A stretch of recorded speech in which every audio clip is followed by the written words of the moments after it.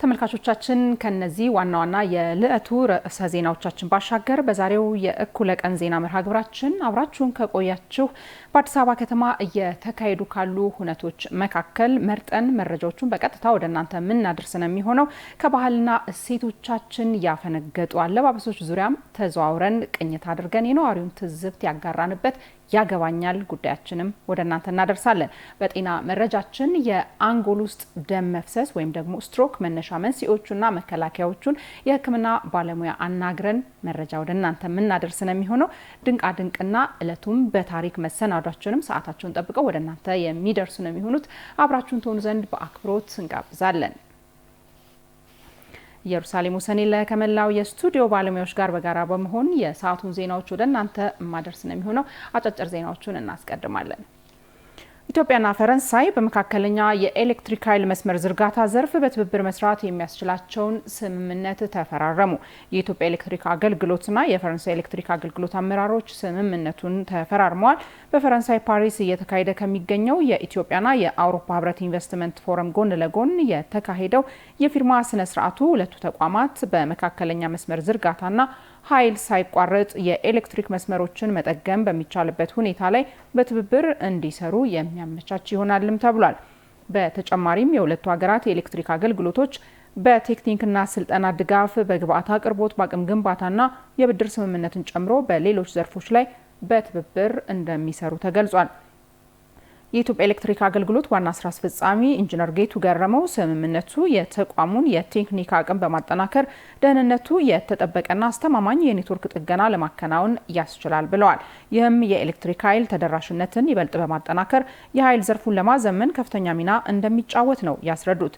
በሌላ በኩል አገልግሎቱ ቴምስ ኤሌክትሪካል ከተሰኘ የኬንያ ድርጅት ጋር የኤሌክትሪክ መሰረተ ልማት ግብአቶችን በኢትዮጵያ ማምረት በሚቻልበት ሁኔታ ላይ ተወያይቷል። በዚህም ቴምስ ኤሌክትሪካል የኤሌክትሪክ መሰረተ ልማት ግብአቶችን በኢትዮጵያ ለማምረት ፍላጎት እንዳለው መግለጹን ከአገልግሎቱ ያገኘነው መረጃ ይጠቁማል።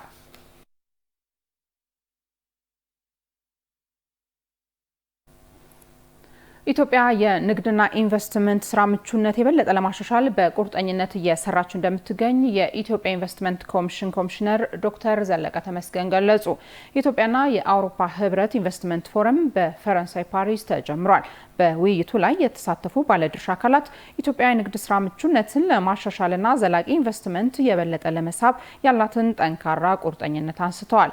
የመንግስት ተወካዮችና ዓለም አቀፍ አጋሮች የአሰራር ስርዓቶችን ቀልጣፋ ማድረግ፣ ተጠያቂነትን ማስፈንና የመንግስት የግል ምክክርን ማጠናከር ለተወዳዳሪነትና ስራ ፈጠራ ቁልፍ ጉዳዮች መሆናቸውን አመልክተዋል። የኮሚሽኑ ኮሚሽነር ዶክተር ዘለቀ ተመስገን ኢትዮጵያ የንግድ ስራ ምቹነትን ለማሻሻል ረጅም ርቀት መሄዷን ገልጸው ለኢንቨስትመንትና ስራ ፈጠራ የሚሆን ምቹ ምህዳርን ለመፍጠርም ጥረቶች እየተደረጉ ነው ብለዋል።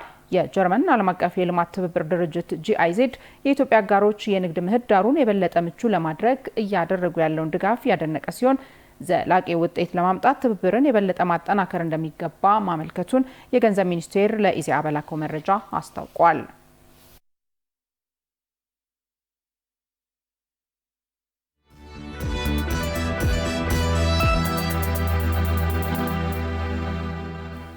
ተመልካቾቻችን ከአዲስ ሚዲያ ኔትወርክ ኤምኤን በቀጥታ የሚተላለፍላችሁን ዜና አዲስን ነው በመከታተል ላይ ያላችሁት። ከኛ ጋር ስላላችሁ እጅግ አድርገን እናመሰግናለን። አጫጭር ጉዳዮችን አስቀድመን ወደ እናንተ አደረስን። አሁን ደግሞ በዝርዝር ወደምንመለከታቸው ጉዳዮች እናልፋለን። በአገልግሎት አሰጣጥ በኩል የሚፈጠሩ ቅሬታዎችን ከህዝብ ጋር ፊት ለፊት ቀርቦ ለመነጋገርና ለመፍታት የንጠያየቅ መድረክ ከፍተኛ አስተዋጽኦ እንደሚያበረክት ተገለጸ።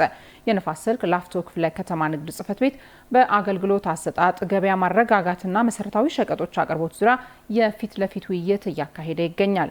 ውይይቱን እየተከታተለ የሚገኘው ሪፖርተራችን ታምሩ ደምሴ ተጨማሪ መረጃን ሊያጋራን በቀጥታ መስመራችን ላይ ይገኛል። ከሱ ጋር ጥቂት ቆይታ የምናደርግ ነው የሚሆነው። ጤና ይስጥልኝ ታምሩ፣ እንደምን ውለሃል? አጠቃላይ የውይይት መንፈሱ ምን ይመስላል? ምን ጉዳዮችስ በውይይቱ ላይ ተነሱ? አመሰግናለሁ ኢየሩሳሌም። እንደምን ዋላችሁ ውድ ተመልካቾቻችን። እንግዲህ ኢየሩሳሌም ቀደም ብለሽ እንደጠቀሽው በአሁኑ ሰዓት እዚህ ንፋስ ስልክ ላፍቶ ክፍለ ከተማ እንገኛለን። በዚህ ክፍለ ከተማ በአሁኑ ሰዓት አንድ የንጠያየቅ መድረክ እየተካሄደ ይገኛል። ይህ የንጠያየቅ መድረክ የንፋስ ስልክ ላፍቶ ክፍለ ከተማ ንግድ ጽሕፈት ቤት በሚሰጣቸው አገልግሎቶች ዙሪያ እንዲሁም ደግሞ ዋጋን በማረጋጋትና መሰረታዊ ሸቀጦችን አቅርቦትና ስርጭቶች ላይ ያተኮረ የህዝብ ንጠያየቅ የፊት ለፊት መድረክ ነው በአሁኑ ሰዓት እየተካሄደ የሚገኘው። የዚህ የንጠያየቅ መድረክ ላይ የአዲስ አበባ ከተማ አስተዳደር ኮሚኒኬሽን ቢሮ ምክትል ቢሮ ኃላፊ አቶ ዘውዱ ከበደን ጨምሮ ሌሎች ከፍተኛ የስራ ኃላፊዎች እንዲሁም የክፍለ ከተማው የስራ ኃላፊዎችና ጥሪ የተደረገላቸው የክፍለ ከተማው ነዋሪዎች፣ የሀገር ሽማግሌዎች፣ የሃይማኖት አባቶች በተገኙበት ነው እንግዲህ ይህ የንጠያየቅ መድረክ እየተካሄደ የሚገኘው። እንግዲህ በዚህ የንጠያየቅ መድረክ ላይ የመክፈቻ ንግግር ያደረጉት የአዲስ አበባ ከተማ አስተዳደር የኮሚኒኬሽን ቢሮ ምክትል ኃላፊ አቶ ዘውዱ ከበደ የከተማ አስተዳደሩ በከተማዋ የተረጋጋ የዋጋ ሁኔታ እንዲኖር አላስፈላጊ የሆኑ ጭማሪዎችን በማስቀረት ነዋሪው የተለያዩ ምርቶችን በተመጣጣኝ ዋጋ እንዲያገኝ የሚያስችሉ በርካታ ስራዎች እየተከናወኑ እንደሚገኙ አንስተዋል። በተለይም በከተማዋ በመግቢያ በሮች በአምስቱም የመግቢያ በሮች ማለት ነው እጅግ ዘመናዊና ግዙፍ የሆኑ የገበያ ስፍራዎችን ገንብቶ አገልግሎት መስጠት መቻሉ ከዛም ባለፈ ደግሞ የቅዳሜና እሁድ የመገበያያ ስፍራዎችን በማመቻቸት የከተማው ነዋሪ የተለያዩ ምርቶችን በተመጣጣኝ ዋጋ እንዲያገኝ እያስቻለ ይገኛል። ይህም ደግሞ በተጨባጭ በዋጋ ንረትና ዋጋን በማረጋጋት ረገድ ከፍተኛ ሚና እየተጫወተ እንደሚገኝ በመክፈቻ ንግግራቸው አንስተዋል ማለት ነው። እንግዲህ በዚህ ሂደት ውስጥ ደግሞ የሚስተዋሉ እና የተፈጠሩ ክፍተቶች ይኖራሉ። በተለይም አመራሩ ከላይ እስከታች በቅንጅት በርካታ ስራዎችን እያከናወነ በከተማ የተረጋጋ የገበያ ሁኔታ እንዲኖር ያስቻለ ቢሆንም አንዳንድ ደግሞ የሚኖሩ ክፍተቶች ይኖራሉ። እነዚህን ክፍተቶች፣ ችግሮች ደግሞ ለማስተካከል ይህን መሰል የህዝብ የፊት ለፊት የንጠያየቅ መድረክ ያላቸው ሚና እጅጉን የጎላ ነው በሚል ደረጃ በመክፈቻ ንግግራቸው ሀሳባቸውን አንስተዋልና ይህን መሰል የንጠያየቅ መድረክ ተጠናክሮ ሊቀጥል ይገባል ሲሉም ተደምጠዋል ማለት ነው። እንግዲህ ይህንን እሳቸው መክፈቻ ንግግር ካደረጉ በኋላ የክፍለ ከተማው የንግድ ጽሕፈት ቤት ደግሞ አጭር ሪፖርት አቅርቦ ቀጥታ ወደ ውይይት ነው እየተገባ ያለው ማለት ነው። በዚህ ውይይት የክፍለ ከተማው ነዋሪ ሰፊ ሀሳቦችን እያነሳ ይገኛል። በተለይ የከተማ አስተዳደሩ እያከናወናቸው የሚገኙ የገበያ ንረትን ለማረጋጋት እያከናወናቸው የሚገኙ የምርት አቅርቦቶችን የማስፋት የገበያ ስፍራዎችን የማስፋፋት ስራዎችን እያደነቁ እያመሰገኑ ይገኛሉ። በዚህ ሂደት ውስጥ ደግሞ አንዳንድ ችግሮች አሉ። በተለይም ደግሞ መንግስት በድጎማ የሚያቀርባቸው መሰረታዊ የሸቀጦች ሂደት ላይ አንዳንድ የሚስተዋሉ ጉድለቶች አሉ። የዳቦ በተለይ የሸገር ዳቦ አቅርቦት፣ የዘይት አቅርቦት ላይ የሚስተዋሉ ችግሮች አሉ። እነዚህ ሊቀረፉልን ይገባል፣ ሊስተካከሉ ይገባል። ሆን ብሎ ምርት እያለ ምርት የለኝም የሚሉ ደግሞ አንዳንድ ነጋዴዎች አሉና እየተከናወነ የሚገኘው ሕግን የማስከበር ስራ ጥሩ ሆኖ ሳለ አሁንም ግን ተጠናክሮ ሊቀጥል ይገባል። በቅዳሜና እሁድ የመገበያያ ስፍራዎች ላይ ከአንድ ቦታ ወደ አንድ ቦታ ላይ ያለ የጥራት ልዩነቶች አሉ። የጥራት ችግር የሚስተዋልባቸው የመገበያያ ስፍራዎች አሉ። እነዚህ ሊስተካከሉልን ይገባል የሚል ሀሳቦችን እያነሱ ይገኛሉ ማለት ነው። ከመድረክም በተለይም የከተማ አስተዳደሩ የምርት አቅርቦት ችግር እንዳይኖር ሰፊ ስራዎችን እየሰራ እንደሚገኝ፣ አምራቹን ከሸማቹ በቀጥታ የሚያገናኙ በርካታ ስራዎችን እየሰራ እንደሚገኝ እያነሱ ይገኛሉ። እንግዲህ እስካሁን ባለው ቆይታ ያዳመጥነው ይህንኑ ነው። በምሽት የሚኖረን የዜና ወጃ ደግሞ ተጨማሪ መረጃዎችን አሰባስበን የምንመለስ ይሆናል። ኢየሩሳሌም፣ አመሰግናለሁ። ሪፖርተራችን ታምሩ ደምሴ በቀጥታ መስመራችን ላይ ስላጋራህ መረጃ መልካም ቀን ይሆንልህ። ተመልካቾች ከአዲስ ሚዲያ ኔትወርክ ኤሜን በቀጥታ የሚተላለፍላቸው የሰዓቱ ዜናችን አሁንም ወደ እናንተ መድረሱን እንደቀጠለ ነው። ወደ ሌላኛው ጉዳያችን እናልፋለን። በአዲስ አበባ ከተማ የለሙ የኮሪደርና የወንዝ ዳርቻ ልማቶች ቀጣዩ ትውልድ ከተማዋን ከዚህ በተሻለ መልኩ መስራት የሚያስችል እድል የፈጠሩ መሆናቸው ተመላክቷል። የኮሪደር ልማቶች የጎብኚዎችን የቆይታ ጊዜ ለማራዘም ከፍተኛ አስተዋጽኦ እንዳላቸው የተገለጸ ሲሆን አገልግሎት ሰጪ ተቋማት ከከተማዋ እድገትና የቱሪስት ፍሰት ጋር የሚመጣጠን አገልግሎት መስጠት እንደሚገባቸውም ተገልጿል። ሪፖርተራችን ዳንኤል መላኩ የኮሪደር ልማት ለቱሪዝም ዘርፉ የሚያበረክቱን አስተዋጽኦ በተመለከተ ተከታዩን ትንታኔ አሰናድቷል። አብረን እንከታተለው።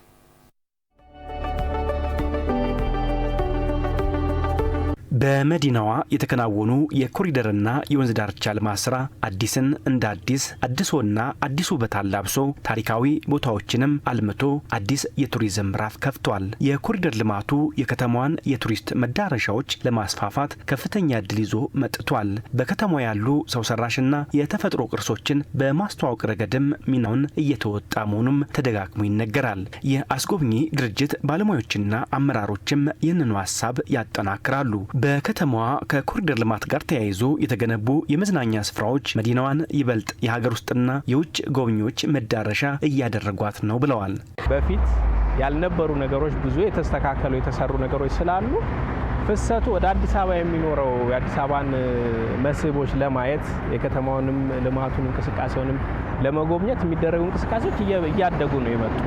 እኛም ደግሞ እንዳስጎብኚ ቀና ብለን እንድንሄድ ከተማ አለን ብለን ከአየር መንገድ እስከ ሆቴል ድረስ ከሆቴል ደግሞ አዲስ አበባ ሲቲ ቱር አይቶ እስከሄዱ ድረስ የተለያየ የማስ ቱሪዝም የሚካሄድበት ቦታ ነው። በምህንድስና ሙያ ላይ የተሰማሩት ኢንጂነር ዘለቀ ረዲ የኮሪደር ልማቱ የከተማዋን ውበትና ገጽታ ከፍ ከማድረግ የተሻገረ ፋይዳ እንዳለው ያነሳሉ። የቱሪዝም ዘርፉንም ለዚህ እንደ አብነት ይጠቅሳሉ። ቱሪስቶች ሲመጡ ወደፊት እዚህ ሀገር ለመዝናናት ነው የሚመጡት። ሎጆች ተሰርተዋል፣ መናፈሻዎች ተሰርተዋል፣ ጥሩ ሆቴሎች ተሰርተዋል። ከተማው በጣም ያምራል። ስለዚህ እዚህ ሀገር መጥተው ፎቶ ለመነሳት ይመጣሉ ሰዎች። ፎቶ ለመነሳት ሲመጡ ግን ሆቴሎቻችን ዶላር ያገኛሉ፣ አልጋ ያከራያሉ። ምግብ የሚሰሩ ሰዎች ምግብ ይሸጣሉ። ቡና የጀበና ቡና የሚሸጡት ሳይቀሩ ገቢ ለሀገር ገቢ ነው የሚሆነውና ምናልባት ከዚህ ከስራ ጋር ተያይዞ መስተንግዷችን፣ አቀባበላችን በጣም ድሮ ከነበረን በጣም በተሻለ ሰዎች ቱሪስቶች ገንዘብ ይዘው ሲመጡ ወደ ሀገራቸው ገንዘብ ይዘው ሳይሆን ተበድረው አበድረናቸው የሚሄዱበትን አገር መፍጠር ያስፈልጋል። ልማቱ የከተማዋን ታሪካዊና ተፈጥሯዊ ሀብት በማጣመር ለቱሪስት መዳረሻነት ምቹ ሁኔታን የፈጠረ መሆኑን በተለያዩ ጊዜያት በከተማዋ ቆይታ የነበራቸው ጎብኚዎች ሲናገሩ ይሰማል። አዲስ አበባ የመጣሁት ከ2 ቀናት በፊት ነበር። ዛሬ ከጧት ጀምሮ ከተማዋን ተዘዋውሬ ተመልክቻለሁ። በከተማዋ እየተከናወነ ያለው ልማትም ከፍተኛ ለውጥ ውስጥ መሆኗን ያመላክታል። ታሪካዊ ስፍራዎች ላይ የተሰራው ስራ በጣም ጥሩ ነው። ለነዋሪው ይሁን ለቱሪስት ምቹ ሆነው ነው የተሰሩት። አዲስ አበባ በጣም የምትወደድ ከተማ ናት። ምግቦቿን፣ ነዋሪዎቿን ወድጃቸዋለሁ። የኮሪደር ልማት ፕሮጀክቶች በተከታተልናቸው ቁጥር በአጭር ጊዜ ውስጥ ወደ ስኬት ለመድረስ በር ከፋች መሆናቸውን እንደሚያሳዩ የሚናገሩት ኢንጂነር ዘለቀ ረዲ ቀጣዩ ትውልድ አዲስ አበባን ከዚህ የተሻለ ለማድረግ ምቹ መደላደል ተፈጥሮለታል ብለዋል። ከዚህ በተሻለ በጣም ፈጣን ባቡር የመሬት ለመሬት ቡሌቲንግ የሚባለውን ባቡር ይሰራል። በጣም ዘመናዊ የሆነ ባስ ከዛ በኋላ መኪና ኮላን እንችላለን። አሁን ጃፓን ሀገር መኪና አይነዳም። በአንደኛ ደረጃ ባስ አለ፣ ሁለተኛ ባስ አለ፣ ሶስተኛ አለ። በጣም ሀብታሙ በአንደኛ፣ ሚድል ክላሱ ሁለተኛ፣ ሎው ክላሱ ደግሞ በሶስተኛ ባስ ነው የሚሄደው። ስለዚህ የእንትን መጣጣም አይኖርም፣ የመንገድ መጨናነቅ አይኖርም። አሁንም ይኸው መጨናነቅ ቀርቷል። በአብዛኛው ከተማ ውስጥ ያሉ መንገዶችን ስታይ ፈጣን መንገድ ይመስላሉ። በዚህ በኩል 4 በዚህ በኩል 4። ይሄውን ኢቭን አውሮፓ እንኳን ብዙ ከተማዎች ላይ እኔ ባየዋቸው ብዙ ከፈጣን መንገድ ውጪ ከተማ ውስጥ ፈጣን 4 3 ሌን ያለው ብዙ የለም እና በጣም በተሻለ እኛ ደግሞ ከኋላ አይደል የጀመርነው እያሻሻል ነው የምንሄደው።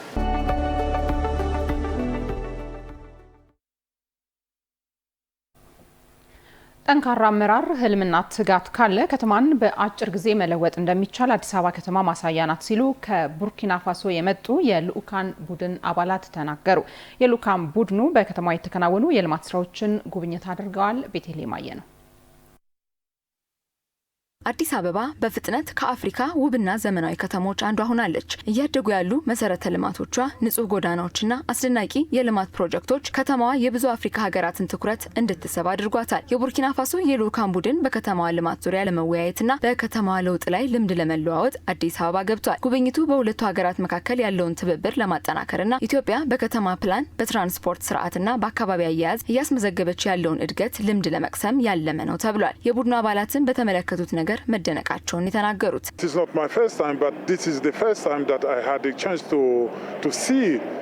በከተማዋ ስገኝ ይህ የመጀመሪያ ጊዜ ባይሆንም ልማቱን እንዲህ ለመመልከት የቻልኩት ግን አሁን ነው። ከቦሌ አየር ማረፊያ እስካረፍኩበት ሆቴል የተመለከትኩት ነገር አስገርሞኛል። ከ5 እና 10 ዓመት በፊት ከምናውቃት በጣም ተለውጣለች። ጥሩ ግንባታና መሰረተ ልማት አይተናል። የከተማዋን ምልከታችን ግሩም ነው።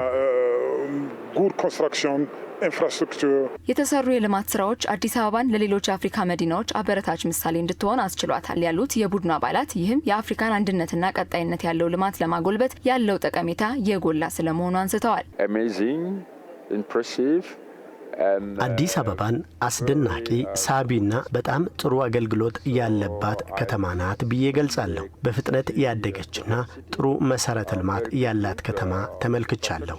እንደማስበው አዲስ አበባ ለሌሎች የአፍሪካ ሀገራት ጥሩ ምሳሌ መሆን የምትችል ከተማ ነች። Addis Ababa is a good example. In the future, what Burkina Faso is going to achieve under the leadership of President Ibrahim Traoré is ቡርኪና ፋሶ በፕሬዝዳንት ትራኦሬ መሪነት ልታሳካ ያሰበችውን የልማት ጉዞ ውጤታማ ለማድረግ በተለይ በወጣት የሚመራ ለውጥ ማምጣት፣ በመሰረተ ልማት፣ በምግብ፣ በጤና፣ በግብርና መስክ ሁሉ ራሷን ማሳደግ ነው። በጥቂት ዓመታትም ቡርኪና ፋሶ ለውጥ እንዲመጣ ነው እየተሰራ ያለው። ለዛም ነው በፍጥነት ለውጥ እንዴት መምጣት እንደሚችል በተግባር ያሳየችውን አዲስ አበባን ለመጎብኘትና ልምድ ለመውሰድ እዚህ የመጣ ነው። በተመሳሳይ መንገድ ላይ እንዳለን እናስባለን።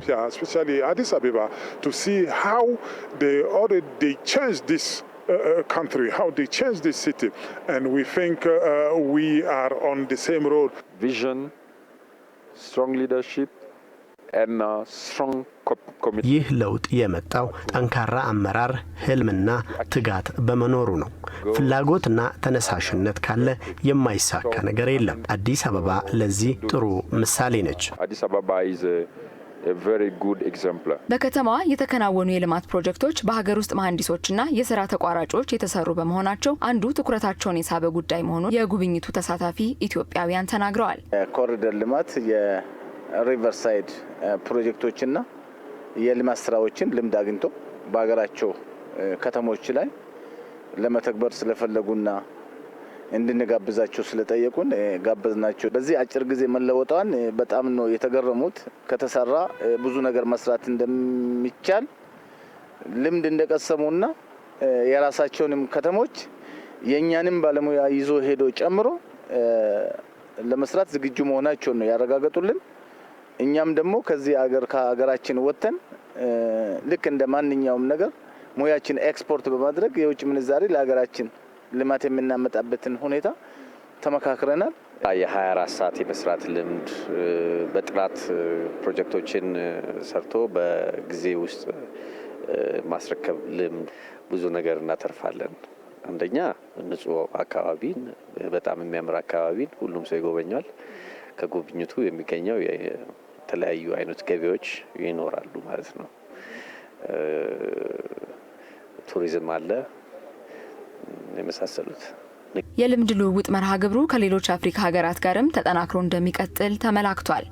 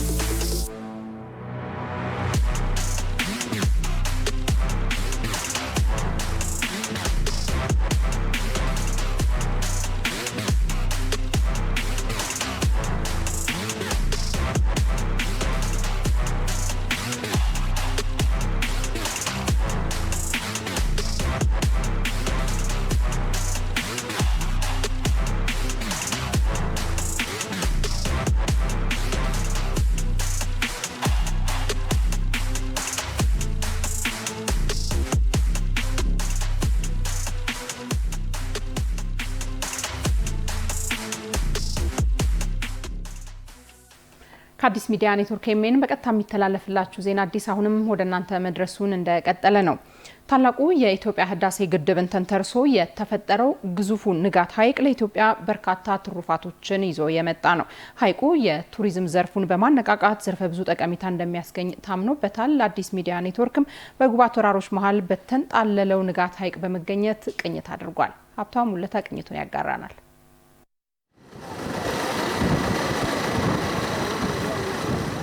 ይህ ታላቁ የኢትዮጵያ ህዳሴ ግድብ መገንባትን ተከትሎ ከህዳሴ ግድብ ጀርባ የተፈጠረ ትልቁ ሐይቅ ነው።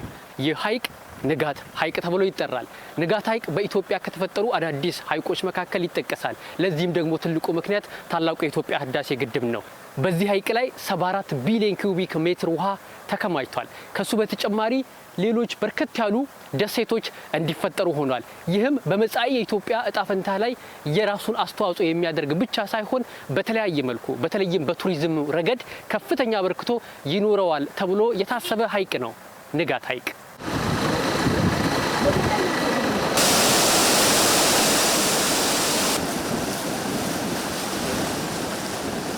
ከህዳሴ ግድብ ጀርባ ላይ የተንጣለለው ንጋት ሐይቅ ቀደም ብለን ስናነሳ እንደነበረው ከፍተኛ ውሃ የያዘ ነው። ይህ ውሃ ደግሞ በማስተንፈሻ በኩል እንዲተነፍስ የተደረገ ወደ ታችኛው ተፋሰስ ሀገራት ወደ ሱዳን፣ ግብጽ ወደ መሳሰሉ ሀገራት የሚሄድ ነው የሚሆነው በዚህኛው አቅጣጫ ማለት ነው። እንግዲህ የዚህ ሐይቅ ማስተንፈሻ ይህ ከጀርባ የምትመለከቱት ነው። ከፍተኛ ግፊት ያለው ውሃ እየመጣ ነው በዚህ በማስተንፈሻው በኩል ወደ ታችኛው ተፋሰስ ሀገራት የሚሄደው ውሃ እንዲፈስ የሚደረገው ማለት ነው።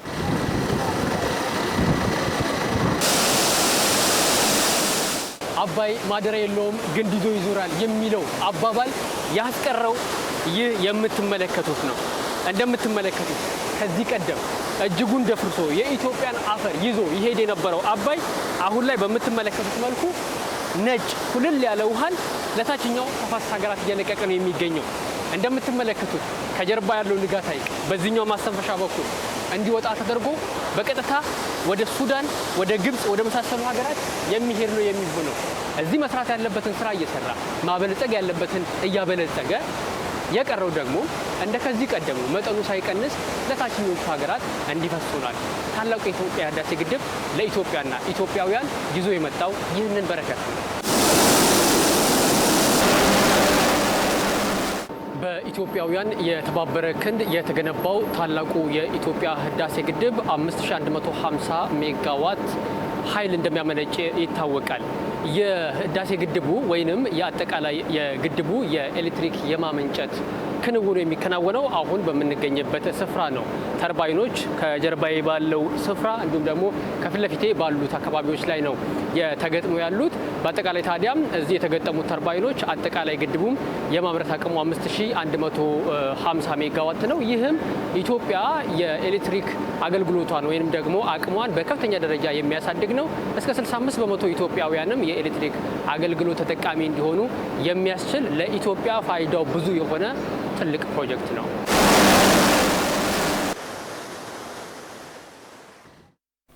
የጋራ መግባባት ለሰላማዊ መማር ማስተማር ያለው አስተዋጽኦ ከፍተኛ መሆኑ ተገለጸ። የአዲስ አበባ ከተማ ትምህርት ቢሮ ብቁና በስነ ምግባር የታነጸ ትውልድ ማፍራትና ሰላማዊ የትምህርት አካባቢ መፍጠር በሚቻልበት ሁኔታ ላይ ከባለድርሻ አካላት ጋር እየተወያየ ይገኛል። ውይይቱን የተከታተለች የምትገኘው ሪፖርተራችን ጸጋ ታደለ ተጨማሪ መረጃ ልታጋራን በቀጥታ መስመራችን ላይ ትገኛለች። ከሷ ጋር ጥቂት እንቆያለን። ጤና ይስጥልኝ ጸጋ፣ እንደምንውለሻል። ውይይቱን እየተከታተልሽ ነው የምትገኙና በውይይቱ የተነሱ ሀሳቦች ምንድን ናቸው? መረጃዎችን ልታጋሪን ትችያለሽ? አመሰግናለሁ። እንደምናርፍደሻል ኢየሩስ። ተመልካቾች እንደምናርፍዳችኋል። እንግዲህ እንደሚታወቀው ትምህርት ለአንድ ሀገር እድገት ብልጽግና እንዲሁም ደግሞ ሁለንተናዊና ዘላቂ ልማት ቁልፍ መሳሪያ እንደሆነ ይታወቃል። የአዲስ አበባ ከተማ አስተዳደርም ይህንን በመረዳትና በመገንዘብ በትምህርት ጥራት ዙሪያ በርካታ ስራዎችን ሲሰራ ቆይቷል። አሁንም በመስራት ላይ ይገኛል። እንግዲህ ቀደም ሲል አንቺም እንዳነሳሽው ኢየሩስ በዛሬው ዕለት የአዲስ አበባ ከተማ አስተዳደር ትምህርት ቢሮ ለውጤታማና ሰላማዊ መማር የመማር ማስተማር ሂደትን ለማስፈን ምን መደረግ አለበት፣ ምን መሰራት አለበት በሚለው ጉዳይ ላይ ከወላጆችና እንዲሁም ደግሞ ከባለድርሻ አካላት ጋር ነው ውይይት እያደረገ የሚገኘው። በዚህ የውይይት መድረክ ላይ እንግዲህ ወላጆች፣ መምህራን እንዲሁም ደግሞ የትምህርት ጥራትና ቁጥጥር አመራሮች፣ የትምህርት ቢሮ ኃላፊዎች ተገኝተው ውይይቱ ላይ እየተሳተፉ ነው የሚገኘው። ከዛም ባሻገር ደግሞ የአዲስ አበባ ፖሊስ ጠቅላይ መምሪያ አዛዥ ኮሚሽነር ጌቱ አርጋውም በዚህ የውይይት መድረክ ላይ ተገኝተው ነበረ። እሳቸውም በንግግራቸው እንዳሉት ከሆነ በተለይ ለወላጆች፣ ለልጆች ወይም ደግሞ ለተማሪዎች የመጀመሪያ መሰሪያ ቤታቸው ወላጆች እንደሆኑ አንስተዋል። ወላጆች ልጆቻቸው ላይ በእጅጉ መስራት አለባቸው። ምክንያቱም ከትምህርት ቤት በፊት ልጆች ወላጆቻቸውንና ቤታቸውን ቤተሰባቸውን ነው የሚያገኙት የሚል ሀሳብ አንስተዋል። ከዛም ባለፈ ደግሞ ትምህርት ቤቶች የእውቀትና የክህሎት መፍለቂያ ማበልጸጊያ እንጂ ሌላ አይነት ከዚህ ውጭ የሆነ አመለካከትም ሆነ አጀንዳ ሊራመድባቸው ሊከናወንባቸው የሚገባ ስፍራዎች እንዳይደሉ አበክረው አንስተዋል። ከዛም ባሻገር ደግሞ ትምህርት ቤቶችን ሰላማዊ በማድረግ እንዲሁም ደግሞ ትምህርት ቤቶችንና አካባቢዎችን ከአዋኪ ድርጊቶች ማራቅ እንዲቻል ወላጆችም መምህራንም የትምህርት ባለድርሻ አካላት በትብብርና በተሳትፎ መስራት እንዳለባቸው በንግግራቸው ይህንን ሀሳብ አጽንኦት ሰጥተው አንስተዋል። እንግዲህ በዚህ መድረክ ላይ በርካቶች ናቸው የተገኙት። የጋራ መግባባት ለሰላማዊ መማር ማስተማር የሚል የውይይት ሀሳብ ወይም ደግሞ መነሻ ሰነድ ቀርቦ ነው ውይይት እየተደረገ ያለው። ተሳታፊዎችም የተለያዩ ሀሳቦችን እየሰነዘሩ ይገኛሉ። በዚህ መድረክ ላይ በተለይ ደግሞ አንዳንድ በትምህርት ስርዓቱ ላይ የሚታዩ ክፍተቶች አሉ። የተወሰኑትን ለመጥቀስ ሞክረዋል። በተለይ የተማሪዎች የስነ ምግባር ጉዳይ ትልቅ ትኩረት ሊሰጠው የሚገባ እንደሆነ አንስተዋል። አንዳንድ ትምህርት ቤቶች ተማሪዎቻቸውን የመቆጣጠር ክፍተት እንዳለባቸው ያነሷሉ።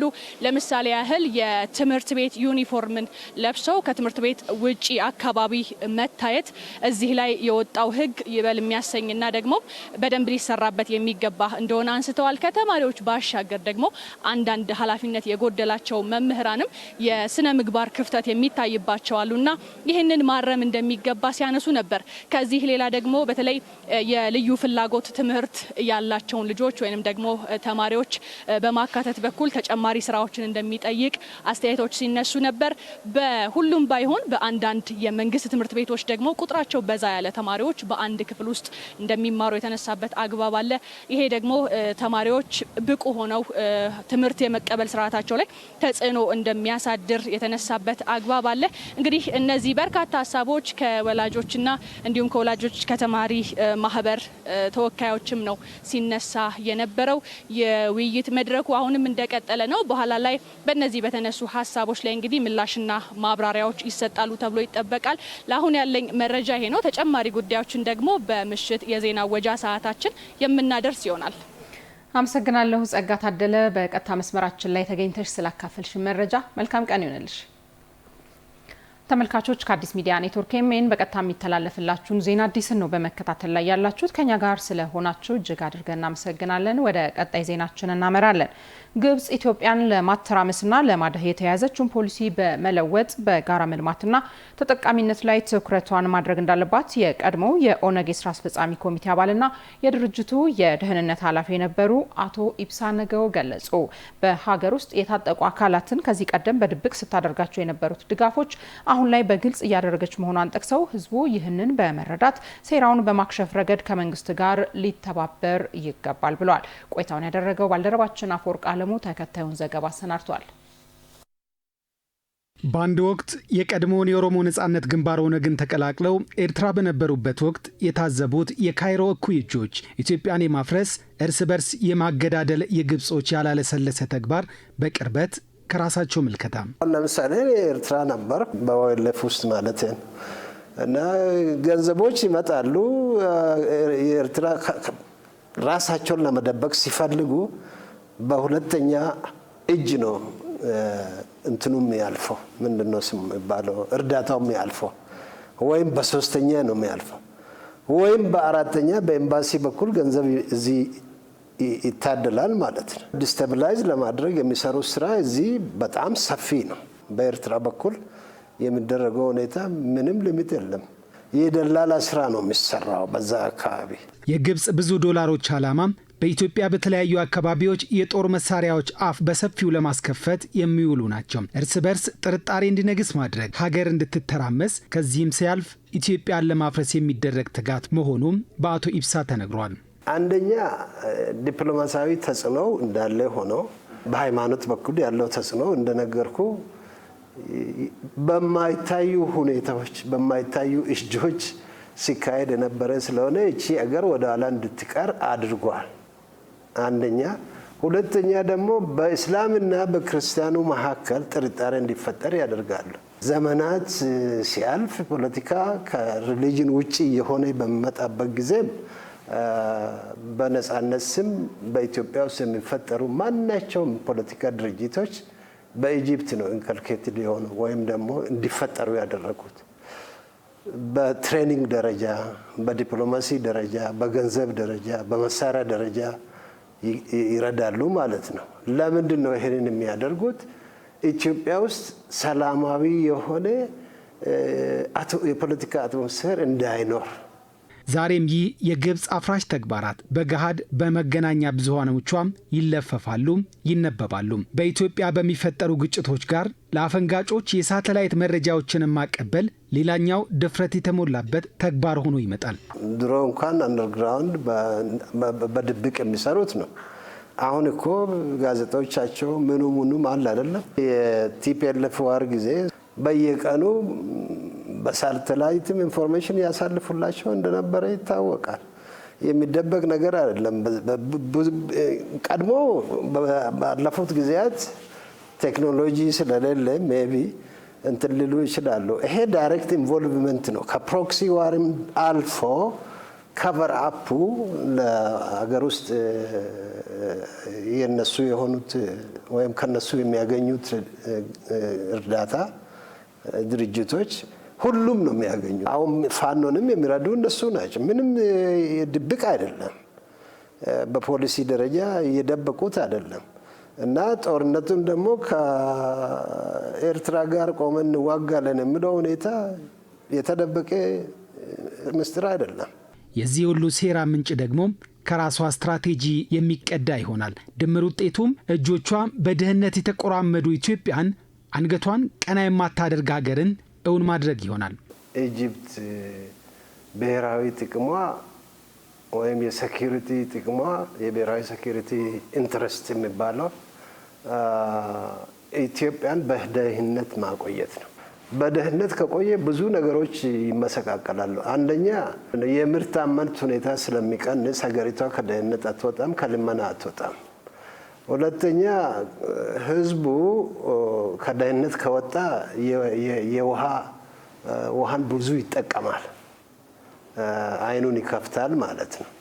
እንደ አቶ ኢብሳ በ21ኛው ክፍለ ዘመን መሰል ስትራቴጂዎች ብዙም ወንዝ የሚያሻግሩ አይሆኑም። ባይሆን በጋራ ለመልማት ለመበልጸግ ግብጾች ሊያስቡበት ይገባል ባይ ናቸው። ኢትዮጵያውያንም ሴራዎችን ማክሸፍ የተረጋጋች ሀገር ለቀጣዩ ትውልድ በማሻገር ሂደት የበኩላቸውንም እንዲወጡ መልእክት አስተላልፈዋል። ለኢጂፕት ትልቅ የፖሊሲ ሽፍት ቢያደርጉ የተሻላቸው ናቸው ብዬ ነው የሚገምተን። ለምንድን ነው መጥቶ እዚህ ችግኝ የማይተክሉ የኢጂፕት ወጣቶች ገንዘባቸውን በፕሮክሲ ዋር የሚያወጡበት ሁኔታ አለ? አሁን ወደ $2 ቢሊዮን አውጥተዋል ኢጂፕት በኢትዮጵያ ላይ በተደረገው ካምፔን። ይሄ ግድብ ከተጀመረ ጀምሮ የኢትዮጵያ ሕዝብ ፕሮክሲ ዋሩን ማምከን አለበት። መጀመሪያ ሕዝቡ ከነቃ የጠላት መሳሪያ አትሆኑ ብሎ እነዚህን የተለያየ ባንዳ በ100 እና $200 የሚገዛውን ማቆም አለበት። ያገባኛል ማህበራዊ ኢኮኖሚያዊና ሰዋዊ እንቅስቃሴዎችን በጥልቀት የተመለከተ ሁሉንም ድምጽ በማካተት ወደ እናንተ የሚቀርብ ዘገባችን ነው። ዘገባው በሁሉም ጉዳዮች ላይ እንዳስፈላጊነቱ ያገባኛል እያለ እንግዶቹንም ስቱዲዮ እየጋበዘ ከናንተ ወደ እናንተ ያደርሳል። ዛሬ ያገባኛል ከኢትዮጵያዊ ማንነት የባህልና የሃይማኖት እሳቤ ውጭ የሆኑና ያፈነገጡ አለባበሶችን ይመለከታል። ግብረገብነትን የሚጋፉ ታሪክና አመጣጣቸው የኛ ያልሆኑ አለባበሶች በወጣቶች ዘንድ አልፎ አልፎ ይስተዋላል። ይህ ችግር አንድም የራስን ማንነት በውል ካለመገንዘብ፣ በሌላ መልኩ ደግሞ በማህበራዊ ሚዲያ የሚያዩትን ሁሉ ሆኖ ለመገኘት ከሚደረግ ጥረት ይነሳል። ለመሆኑ ይህን ችግር ለመቅረፍ ባለሙያዎችስ ምን ይላሉ የሚለውን ይመለከታል ዛሬ ያገባኛል ጉዳያችን። አዘጋጅና አቅራቢው ተመስገን ይመር ነው። አብረን እንከታተለው። በአድዋ ተጋድሎ ነጻነትን ያስከበረች በነጻነቷ ውስጥ ደግሞ የህዝብን ክብር በአብሮነት ያቆየች ሀገር ኢትዮጵያ አሁን መጤ ባህሎች በስፋት ይስተዋላሉ። ለአብነትም አለባበስ። ከዚህ በተጨማሪ አነጋገር ቀዳሚውን ስፍራ ይወስዳል።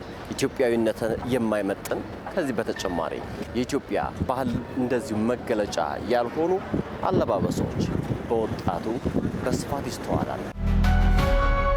ወረርሽኝ ነው ይህ የባዕድ ሀገሮች አለባበስ ምናምን እንደ ወረርሽኝ ነው በቃ ሀገሪቷ ላይ የመጣብን ነው የምለው። ስለዚህ ደግሞ አለባበስ ደግሞ ማንነትን ይገልጻል።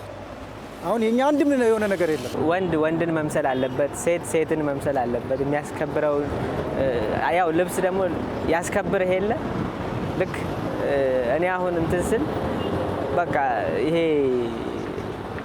ትክክለኛ አስተሳሰብ ያላቸው አይመስለኝም። ኢትዮጵያውያን የውጭ ነገር ዘመናዊ ናቸው ብለን ስለምናስብ ከነሱ የመጣ አስተሳሰብ ነው እንጂ ይህ ደስ አይልም። ወንድም ሱሪውን ዝቅ አድርጎ ሴትም ተገላልጣ ምን ደስ አይልም። ግን ዘመናዊነት ነው ብሎ ስለሚወስዱት ይመስለኛል። እምብርትን ማሳየት፣ ራቁትን አካሄድ፣ በጣም ተጋልጦ መሄድ የኛ ባህል አይደለም።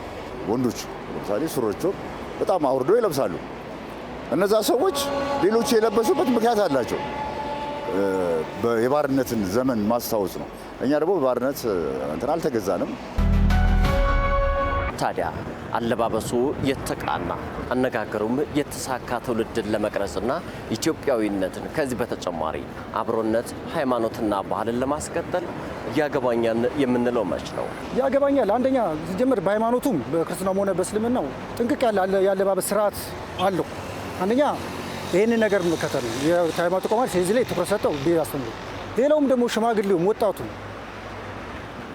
ከስክር ያለውን ጓደኛ ወይ ያልመሰለን ነገር ጥሩ አይደለም የምትለው ነገር ብታስተምር ብትናገር ይሄንን እየተናገርክ ብታልፈው መልካም ነው እና ይሄ ያገባኛልማ ግዴታ ነው። ያገባኛል ብሎ እያንዳንዱ ህብረተሰብ ህሊናው ይጠይቀዋል እኮ። ዛሬ እኛ ባንጠይቀውም ህሊናችን ይጠይቀናል፣ አንድ ቀን ይወቅሰናል። ስለዚህ ምን ማድረግ አለብን? ጥሩ ነገሮችን እስከታች ወርደን ማስተማር፣ ግንዛቤ ማስጨበጥ፣ አዌርነስ ዲቨሎፕ እንዲያደርጉ ህብረተሰቡ ሁሉ መሳተፍ አለበት። ያገባኛል ነው የምለው።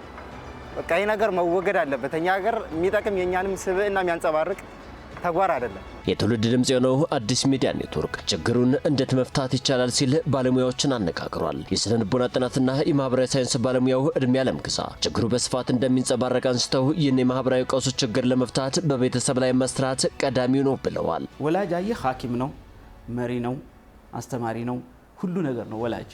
ስለዚህ ወላጅን ከቀየር ሀገር ትቀይራለህ ብለን ነው እኛ የምናምነው። እንደሱ ቢሆን ትክክል ነው። ለምሳሌ አሁን ካነሳ አይቀር ትምህርት ቤት ለምሳሌ ሱሪውን ጠባብ ሱሪ በጣም ከታች በጣም ቀጭን ቬሎ የምትመስል አይነት ሱሪ አድርጎ የሚመጣ አስተማሪ አለ። ቦዲ ለብሶ የሚመጣ አስተማሪ አለ። ይሄ ለዚህ ሀገር ይሁን አይሁን እንግዲህ ክርክር ውስጥ ነው የምንገባው። አየው አሁን ያን አስተማሪ ሄደን ብንታገለው ምን ጥቅም አለው? ምንም እኮ ጥቅም የለው።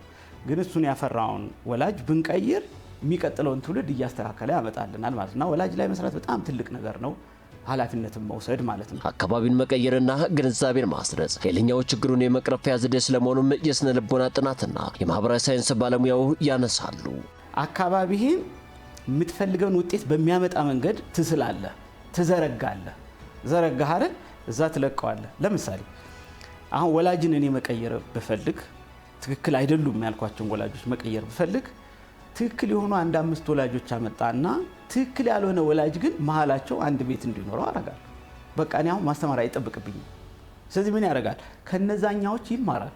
ከሆነ ጊዜ በኋላ ስትለካው የተቀየረ ወላጅ ሆኖ ታገኘዋለህ ማለት ነው። አለቀ።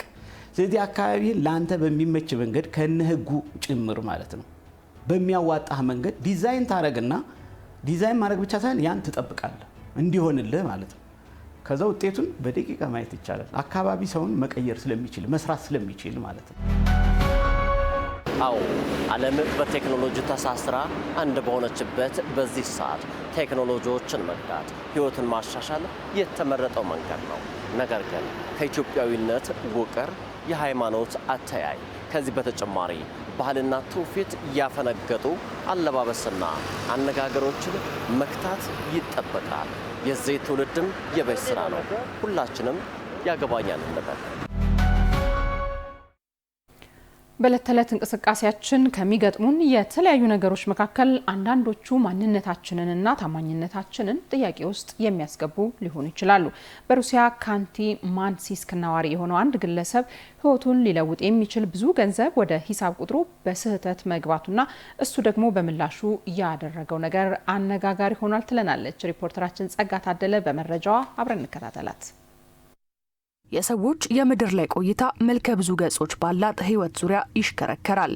አቅደንና አስበን ከምናከናውናቸው ተግባራት ባሻገር በድንገት የሚከሰቱ ጉዳዮች ከእድሜያችን መካከል አይታጡም። አስደሳች፣ አስደንጋጭ፣ አሳዛኝ ብሎም አስገራሚ ነገሮች ይፈጠሩና አንዳንዴ ህይወትን ወዳልታሰበ አቅጣጫ ይመራሉ። በቱሪስት መስህብነቷ የምትታወቀው የሩሲያዋ ካንቲ ማንሲስክ ከተማ በአንድ ፋብሪካ ውስጥ የሚሰራው ቭላዲሚር ሪጋቾቭን የገጠመው ለየት ያለ ክስተትና የሱ ምላሽ እያነጋገረ ነው። ከዕለታት በአንዱ ቀን በተንቀሳቃሽ ስልኩ ልክ እንደ ወትሮ ሁሉ ክፍያ ከሚፈጽምበት ባንክ መልእክት ይደርሰዋል። ተቀጥሮ ከሚሰራበት ፋብሪካ ወርሃዊ ደሞዙ እንደተከፈለው በማሰብ መልእክቱን ከፈተው። ማንበብ ሲጀምር ግን የገጠመውን አይኑ ማመን አልቻለም። የደሞዙን ብዙ ጥፍ የሚሆን ገንዘብ ወደ አካውንቱ ገብቷል። 7 ሚሊዮን የሩሲያ ሩብል ወይም 87,000 የአሜሪካን ዶላር ነበር። ቀደም ብሎም ከባልደረቦቹ በተባራሪ ወሬ ፋብሪካቸው ጭማሪ እንደሚያደርግ ሰምቶ የነበረ ቢሆንም እንደዚህ ግን እንዳልጠበቀ ኦዲት ሴንትራል አስነብቧል። እንደ ማንኛውም ተቀጣሪ ከበርካታ ገንዘብን ከሚሹ ጉዳዮች ባለፈ የቫኬሽን ዕዳ እንዳለበት የሚያውቀው ቭላዲሚር እጅጉን ደስተኛ ከመሆን ባለፈ ምንም የጠረጠረው ነገር አልነበረም። ግን ደስታውም ሆነ ሚሊዮነር የመሆን ህልሙ የቆየው ከፋብሪካው የሂሳብ ክፍል ስልኮች መደወል እስኪጀምሩ ብቻ ነው። ወደ ግል አካውንቱ የገባው ገንዘብ በስህተት እንደሆነና በፍጥነትም መመለስ እንዳለበት ይነገረዋል። እሱ ግን በይነመረብን ተጠቅሞ አንዳንድ ማጣራቶችን ካደረገ በኋላ ገንዘቡን እንደማይመልስ ይናገራል። መረጃውን ካጣራው በኋላ ስህተቱ ያከፋፈል ከሆነ መመለስ ግዴታዬ እንደሆነ ተረዳው። ነገር ግን የተፈጠረው ስህተት የቴክኒክ ከሆነ ገንዘቡን የማቆየት መብት እንዳለኝ አውቃለሁ ማለቱን ዘገባው ይጠቅሳል። በቀጣሪ ድርጅቱ ሰነድ የቀረበለት ፍርድ ቤት ባጣራው መሰረት የተለያየ ቅርንጫፍ የሚሰሩ 34 የድርጅቱ ሰራተኞችን ወርሃዊ ደሞዝ መክፈል ታስቦ እንደነበር ተገልጿል። ቭላዲሚር ደግሞ ገንዘቡ ከሚሰራበት ድርጅት ደሞዝ ተብሎ እንደገባለት በመግለጽ መከራከሪያ ነው ያለውን ሀሳብ አቅርቧል። የፋብሪካውና የሰራተኛው ሰጣ ገባ በቆይታ ወደ ማስፈራራት በመቀየሩ ቭላዲሚር በስህተት ያገኘውን ገንዘብ ተጠቅሞ አዲስ መኪና በመግዛት ከመላ ቤተሰቡ ጋር ወደ ሌላ ከተማ ይዘዋወራል። ነገር ግን የባንክ ሂሳቦቹ ይታገዳሉ። ከኩባንያው የሂሳብ ባለሙያ ጋር በመመሳጠር ማጭበርበር እንደፈጸምኩ ተደርጎ ክስ ቀርቦብኝ በማስረጃ እጦት ውድቅ ተደርጓል ሲልም ተናግሯል። በረዥሙ የፍርድ ቤት ሂደት የመጀመሪያ ፍርድ ቤቶችና ይግባኝ ሰሚ ችሎቶች ከቀጣሪው ድርጅት ጎን በመቆም ይህ አይነት የገንዘብ መጠን ደሞዝ ሊሆን እንደማይችል በመጠቆም ቭላዲሚር ገንዘቡን መመለስ እንዳለበት ይገልጻሉ። አቤቱታ ቢያቀርብም ውሳኔው ግን ጸና። ቭላዲሚር ግን አሁንም ተስፋ አልቆረጠም።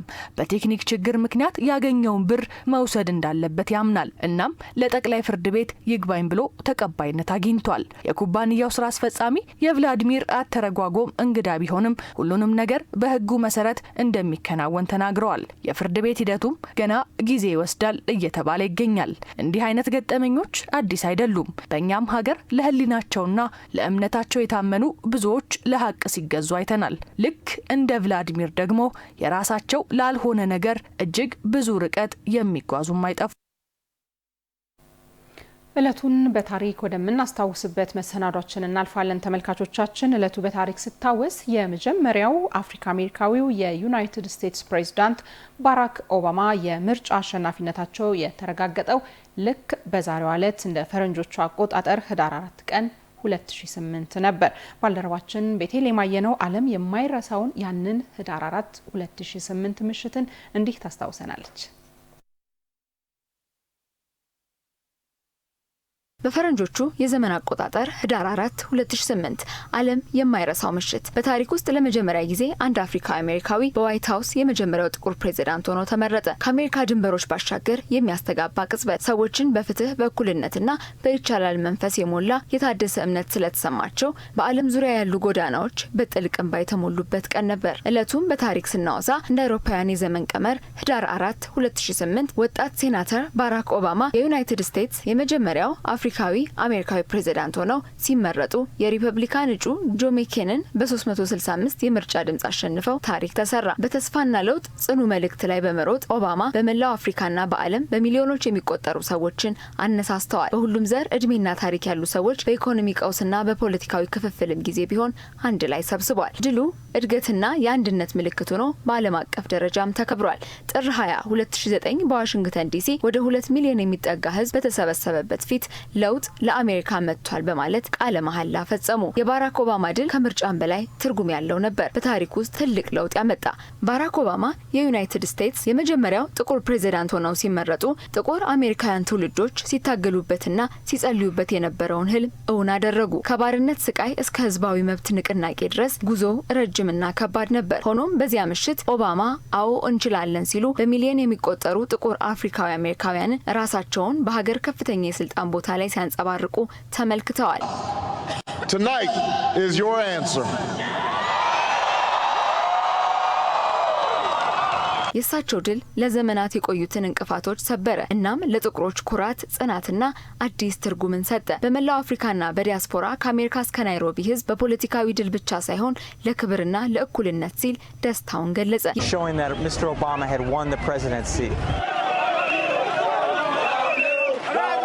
People here identify very closely with Mr. Obama. And by Kenya's election experience last December. የኦባማ ምርጫ በአንድ ወቅት በታሪክ ጸጥ ያሉ ድምጾች አሁን ከዓለም ትልቁ መድረክ ሊነገሩ እንደሚችሉ አረጋግጧል። እናም መልእክቱ ግልጽ ነበር። ለውጥ በእውነትም ወደ አሜሪካ መጥቷል። ባራክ ኦባማ በስልጣን ዘመናቸው ካከናወኗቸው ተግባራት መካከል የጤና እንክብካቤ ተደራሽነትን በማስፋት በተመጣጣኝ እንክብካቤ ብዙ ጥቁር አሜሪካውያን የጤና መድህን አግኝተዋል። ይህም በሕክምና አገልግሎት ላይ ያለውን ልዩነት እንደቀነሰ ይነገራል። በኢኮኖሚያዊ እድሎችም የአነስተኛ ንግዶች ማነቃቂያ ፕሮግራሞችና ድጋፍ በጥቁር ባለቤትነት የተያዙ የንግድ ድርጅቶችን ከ2008 የገንዘብ ቀውስ እንዲተርፉ ረድቷል። ውጥኑ ደግሞ የስራ አጥነት ክፍተትን ለመቀነስ ነው። ሌሎችም ተጠቃሽ ተግባራትን ማንሳት ይቻላል። ዕለቱን በታሪክ ተመልሰን የባራክ ኦባማን የአሜሪካ የመጀመሪያው ጥቁር ፕሬዚዳንት ሆኖ መመረጥ አስታወሰን።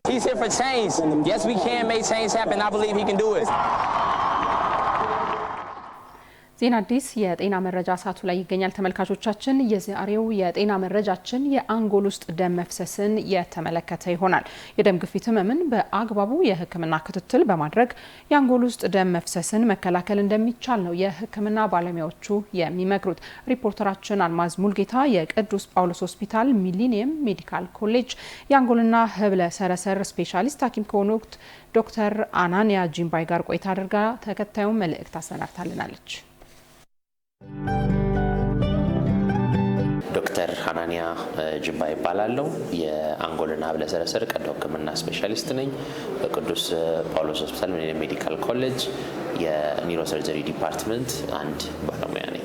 ስትሮክ የሚባለው እንግዲህ በአንጎል ላይ የደረሰ እንደ ድንገት የሚከሰት በተገቢው ሁኔታ ደም ለአንጎል ህዋሶች ወይም ለአንጎል ሴሎች ሳይደርስ ሲቀር ያለ ህመም ነው። በአይነቱ ሁለት አይነት ሲሆን ኢስኬሚክ ወይንም ደሙ በመርጋቱ ወይም ደም ስር ላይ በመቋረጡ ሳይደርስ ሲቀር ያለው አንድ ቡድን ሲሆን፣ ሌላኛው ደግሞ የደም ስሩ በተለያየ ምክንያት በሚፈነዳበት ጊዜ አንጎል ውስጥ የሚፈስ ደም በመኖሩ በትክክለኛ በቱቦ ውስጥ መድረስ ሲገባው በውጭ በኩል ብቻ ፈሶ የተፈለገበት ቦታ ደሙ ሳይደርስ ሲቀር ማለት ነው። ስለዚህ ይህ ሄሞራጂክ ስትሮክ የተባለው ወይንም የአንጎል ውስጥ ደም መፍሰስ በተለያዩ ምክንያቶች ሊከሰት ይችላል። በአብዛኛው ታካሚዎቻችን ላይ የምናገኘው ከደም ግፊት ጋር ተያይዞ የሚመነጭ ነው። ስለዚህ የደም ግፊት ህመምተኛ የሆኑ ታካሚዎች የደም ግፊት መድኃኒቶቻቸውን በአግባቡ በሚወስዱበት ጊዜ ይህንን ደም ግፊት ስለሚቆጣጠሩት ደም ስሩ ላይ ከፍተኛ ጫና አይደርስም። ይሁንና ግን መድኃኒታቸውን በሚዘሉበት ወይም በሚያቋርጡበት ወይም ይሻለኛል እኔ በምግብ በምንቆጣጠር እቆጣጠራለሁ ብለው ተገቢውን ክትትል ሳያደርጉ በሚቀሩበት ጊዜ ግን ይሄ የደም ስር ቱቦ ያልተጠበቀ የደም ግፊት በሚመጣበት ጊዜ መቋቋም ያቅተውና ይፈሳል ማለት ነው። ከቱቦ ውጪ በሚፈስበት ጊዜ የተለያዩ አይነት ሪአክሽኖችን ኢሪቴሽኖችን ይፈጥራል አንጎል ላይ። ከዛ በተጨማሪም ደግሞ ራሱ ደምም የራሱን የሆነ የመርጋት ባህሪ ስለሚያሳይ ከወጣ በኋላ በዛ በመርጋቱ የተነሳ ጫና ያሳድራል። አካባቢው የሚገኘው አንጎል ላይ ይገፋል። አንጎል ራስ ቅል ውስጥ ደግሞ ያለውን ፕሬሸር ከፍ ያደርገዋል። ራሱ ለመፍሰስና ለመድማት ሙከራ ስለሚያደርግ የሚፈለገው አንጎል ደም ስላልደረሰው የሚደርስበት ጉዳት አለ። ራሱ ይሄ ደግሞ ከውጭ በመፍሰሱ ኢሪቴት የሚያደርገው ወይንም አብኖርማል ኤሌክትሪሲቲ ሪአክሽኖች የሚፈጥራቸው ነገሮች አሉ። እነኚህ አላስፈላጊ የሆኑ ኤሌክትሪክ ስርጭቶች አንዳንድ ጊዜ እንደሚጥል ሰው ሁሉ ሊያንቀጠቅጣቸው ይችላል። ወይንም ኮምፕሊትሊ አንጎል ራሱን ለመከላከል ሲል ልክ እንደ ስልክ ሪስታርት እንደምናደርገው ኮምፒውተር ሪስታርት እንደምናደርገው ራሱን ወደቀና ራሱን ሳተና ወደቀ ተብሎ ነው ብዙ ጊዜ የሚገለጠው። ሸዳውን ያደርግና እንደገና ለመጀመር ይሞክራል። ከዛ ውጭ ደግሞ ይሄው ፕሬሸሩ እየጨመረ ራስ ምታት ራሴን እያሉ ጫና እየፈጠረ አንጎልንና አንጎል ዙሪያ የሚሽከረከረውን ውሃ እየተጫነ ከቦታቸውና ስራቸውን እንዲያቋርጡ ሊያደርግ ይችላል ማለት ነው። እንደ ድንገት ራሳቸውን ሳቱ፣ ወንበር ላይ ሸብረክ ብለው ወደቁ፣ ወይንም በተኙበት እንደሚጥል ሰው አንቀጥቅጧቸው በዛው ራሳቸውን ሳቱ ተብሎ በተለያየ አይነት መገለጫዎች ወደ ጤና ሕክምና እንዲመጡ ይደረጋል ማለት ነው። መጀመሪያ በምናደርጋቸው ፊዚካል ምርመራዎች ደም ግፊታቸው ብዙ ጊዜ ከፍ ይላል። ይህ ከፍ የሚለው ደም ግፊት ምክንያቱ አንድ ራሱ መጀመሪያ ምክንያቱ አብዛኛውን ጊዜ ደም ግፊት ስለሆነ ነው። አንዳንድ ጊዜ ደግሞ አንጎል ውስጥ ከፍተኛ ፕሬሸር በመኖሩ ያንን አካክሶ ሌሎቹም አካባቢ ደም ስሩን ፕሬሸሩን ለማለፍ ሲል ራሱ አንጎልም ሳይክል ውስጥ ይገባል። ራሱን ከፍ ያደረገና ፕሬሸር ይህንን የሚፈሰውን አልፎ የተወሰነ እንኳን እንዲገባ ለማድረግ ሲል ይሞክራል።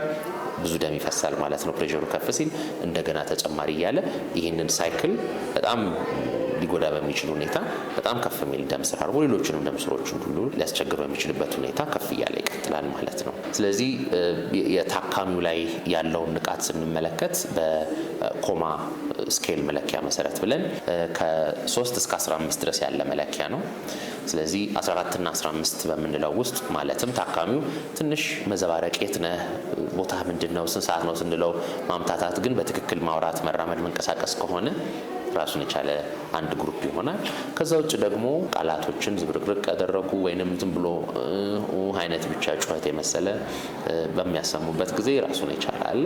ሶስተኛው ደግሞ መደብ ምናልባትም ኮማ በምንለው ደረጃ ራሳቸውን በማያውቁበት ሁኔታ ለሚያንቀሳቅሱት ሰውነቶቻቸውን ለከፍተኛ ጫና ብቻ የሚሆንበት ሁኔታ ይኖራል። በተለያዩ ምድብ ማድረጋችን በኋላ ላይ ለሚኖረውም በራስ ሪከቨር ማድረግ ወይም በኦፕራሲዮን ድጋፍም ተደርጎ የማገገምን ሁኔታ ለመተንበይ የሚያስችል አሰራር ይሆናል ማለት ነው። ተጨማሪ እንግዲህ የሲቲ ስካን የሚባል ምርመራ ያስፈልገናል።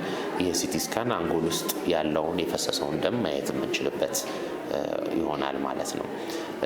ይህ እንግዲህ ደም ስሩ የቱ ጋ ነው የፈነዳው ወይም ደሙም የፈሰሰው የቱ ጋ ነው በሚለው ተመርኩዘን ደግሞ ኦፕራሲዮን አማራጫችን ነው ወይስ ኦፕራሲዮን አማራጫችን አይደለም የሚለውን እንወስናለን። ይህንን ሄሞራጂክ ስትሮክ የተባለውን በሽታ ለመከላከል ዋነኛው ነገር ደም ግፊትን በቁጥጥር ስር መዋል ነው። ስለዚህ ማህበረሰቡ የደም ግፊት መድኃኒቱን አስተካክሎ መውሰድ ይኖርበታል።